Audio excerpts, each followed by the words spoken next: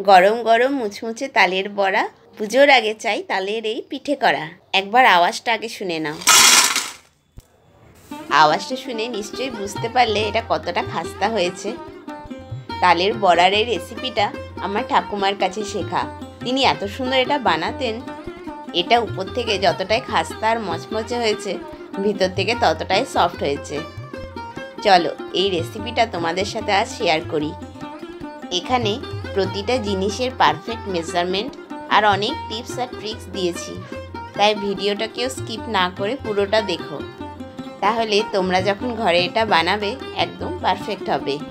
তোমাদের সবাইকে রান্নালাপে স্বাগত। ভিডিওটা ভালো লাগলে একটা লাইক দিও আর চ্যানেলটা সাবস্ক্রাইব করো। ভাদ্র মাসের শেষের দিকে এখন বাজারে প্রচুর তাল নেমেছে, আর পাকা তালগুলোর এত সুন্দর মিষ্টি একটা গন্ধ। প্রথমে তালের খোসাটা ছাড়িয়ে নিয়ে তালটা ভেঙে নিয়ে তারপর তালের কাতটা বার করব। তবে তালের কাত বার করা একটু ঝামেলার কাজ মনে হলে এটা রেডিমেডও কিনতে পারো। এখন আধুনিক যুগে তালের কাতও রেডিমেড কিনতে পাওয়া যায়। আমি এখানে ডাইরেক্ট তাল থেকে তালের মাড়িটা বার করে নিয়েছি। প্রথমে তালটাকে একটু জল দিয়ে মেখে নেব ভালো করে। তারপর একটা ছোট ঝাঁঝরি দিয়ে ঘষে তালের কাতটা বার করে নেব। এই ছোট ছোট ঝাঁঝরিগুলোতে তালের কাত বার করা ভীষণ সহজ। পুজোর আগে এই সময়টায় তালের বিভিন্ন রেসিপি বানানো হয়। তোমরাও তাল থেকে কি কি রেসিপি বানাও আমাকে একটু জানিও। আমি এখানে এই ছোট্ট ঝাঁঝরি দিয়ে তালের কাতটা বার করছি, কিন্তু ঠাকুমাকে দেখেছি যে একটা ঝুড়ি দিয়ে তালের কাতটা বার করতে হয়। আমার তো মনে হয় এটা দিয়ে একটু সহজ লাগে।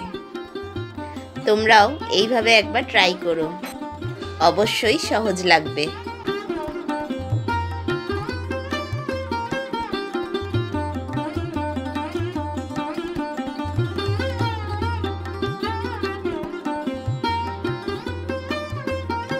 দেখো কতটা সহজে তালের মাড়িটা আমি বার করে নিয়েছি।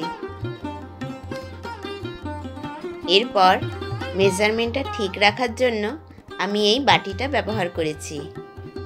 তোমরাও মেজারমেন্টটা ঠিক রাখার জন্য যে পাত্রে তালের কাতটা নেবে সেই পাত্রটাই ব্যবহার করবে বাকি জিনিসগুলো পরিমাণটা ঠিক রাখার জন্য। এখানে এই এক বাটি তালের কাত নিয়েছি। সমপরিমাণ ওই বাটিরই এক বাটি চালের গুঁড়ো ব্যবহার করেছি।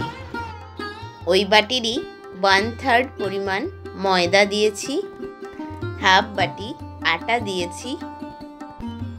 তারপর বড় চামচের ভর্তি ভর্তি 2 চামচ নারকেল কোড়া, 3 চামচ চিনি, 2 চামচ সুজি, সামান্য একটু মৌরি, আর স্বাদ ব্যালেন্সের জন্য একটুখানি লবণ। এবার সবটাকে খুব ভালো করে মেখে নিতে হবে। এখন এটা মাখার সময় খেয়াল রাখবে চিনিটা কিন্তু এই মুহূর্তে দানা দানা হয়ে আছে। মাখতে মাখতে একটু গলে যাবে। তারপর সেটাকে আরও 10 মিনিট রেস্টে রেখে দিলে চিনিটা সম্পূর্ণ গলে যাবে। আর যেহেতু সুজি দেওয়া হয়েছে সেহেতু সুজিটাও জল টেনে নিয়ে একটু ফুলে যাবে। এটাকে 10 থেকে 15 মিনিট রেস্টে রাখার পরেও কনসিস্টেন্সিটা যদি পাতলা লাগে তাহলে পরিমাণ মতো আরেকটু চালের গুঁড়ো আর ময়দা ব্যবহার করতে পারো। খেয়াল রাখবে কনসিস্টেন্সিটা যেন ঠিক এমনটা হয়, তাহলে বড়াটা একদম পারফেক্ট হবে।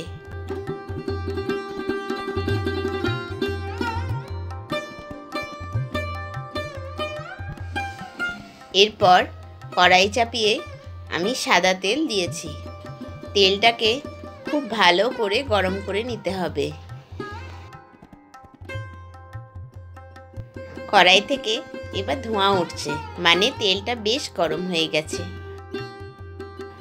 এরপর বড়াগুলো আমি একে একে দিয়ে দেব। তোমাদের যদি রেসিপিটা ভালো লাগে তাহলে একটা লাইক দিও আর চ্যানেলটা সাবস্ক্রাইব করে আমার পাশে থেকো।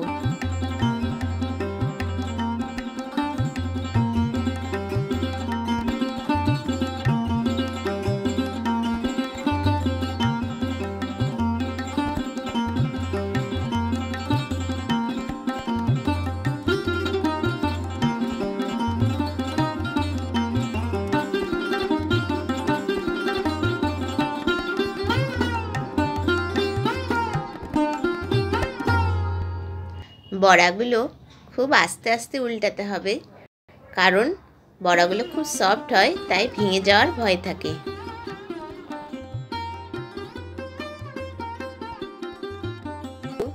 তালে যেহেতু প্রচুর পরিমাণে ভিটামিনস থাকে, তাই এটা ত্বক ও চুলের জন্য ভীষণ উপকারী। আর তালে প্রচুর পরিমাণে ফাইবার থাকার জন্য হজমে খুব সাহায্য করে। গ্রাম বাংলার তালের এই ট্র্যাডিশনাল রেসিপিটা খেতে ভীষণ ভালো হয়। আমি যেভাবে মেজারমেন্টগুলো বলে দিলাম, তোমরাও এইভাবে একবার ট্রাই করো, দেখবে একদম পারফেক্ট হবে আর খেতেও ভীষণ ভালো লাগবে। তালের বড়াগুলো এইভাবে ডিপ ফ্রাই করে নিয়ে 6-7 দিন সুন্দরভাবে স্টোর করা যায়, একটুও খারাপ হয় না আর খেতেও খুব ভালো লাগে। আর টাটকা তালের বড়ার থেকে বাসি তালের বড়ার স্বাদটা যেন দ্বিগুণ বেড়ে যায়।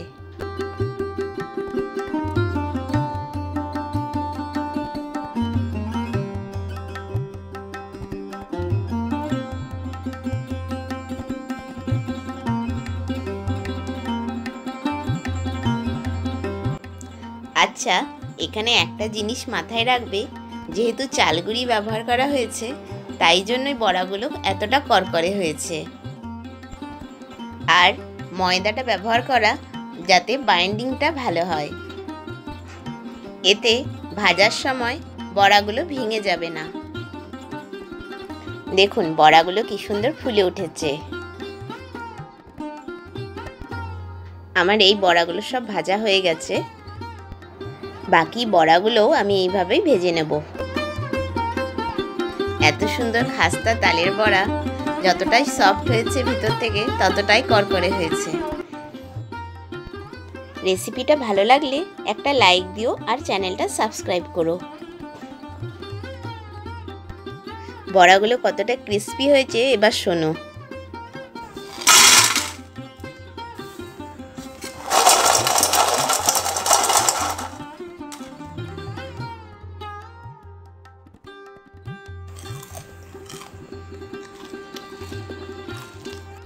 আজকের মতো নমস্কার, আবার একটা নতুন রেসিপির সাথে দেখা হবে।